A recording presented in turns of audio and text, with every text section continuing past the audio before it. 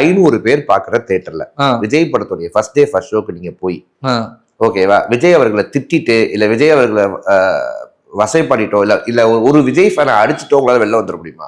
எத்தனை பேர் நீங்க வந்து வெளியாட்கள் வந்திருப்பாங்க? நீங்க சொல்ற அந்த சமூக விரோதிகள் எத்தனை பேர் இருந்திருப்பாங்க? இன்னைக்கு வந்த கூட்டம் 1 லட்சம் பேருங்க. உங்க சமூக விரோதிகள் எத்தனை பேருங்க? அதுல ஒருத்தனை கூட பிடிக்க முடியலையா? நான் கேட்கிற கேள்வி அதுதான்.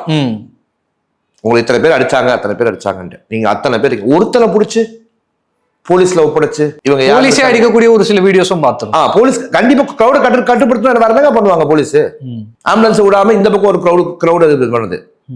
ஆம்புலன்ஸ் உதயநிதி இருக்கும்போது வரலையா? வந்துச்சு. இபிஎஸ் இருக்க அவர்கள் இல்லையா? இது எல்லாமே ஜெனரல் நடக்கிறதாங்க. இது அவங்களோட திட்டமிட்ட சதி. ஆம்புலன்ஸ் வழி போறதுனால உங்களுக்கு இடுக்கம் ஏற்பட்டு உங்களுக்கு வந்து கலவரம் நடத்துறதா? இல்ல. அது ஏன் அப்புறம் காரணமா சொல்றீங்க? படிக்காத தற்கொலையா? நாங்க காரணமா சொல்றது எது காரணமா சொல்லணும் அது காரணமா சொல்லணும். சரிங்க, அவர் பேசுறாரு, அதை டிஸ்ட்ராக்ட் பண்றதுக்காக ஆம்புலன்ஸ் வந்துட்டு போதுன்னே இருக்கட்டுங்க. 5 நிமிஷம் ஒரு 1 hour எக்ஸ்ட்ரா வந்து பேசிட்டு போங்க முன்னாடி வந்து. பட் கொடுக்கப்பட்ட டைம் அப்படின்ற ஒரு விஷயத்துக்காக ஏன் 3 to 10 மணி நேரம் கொடுத்தோம்ல.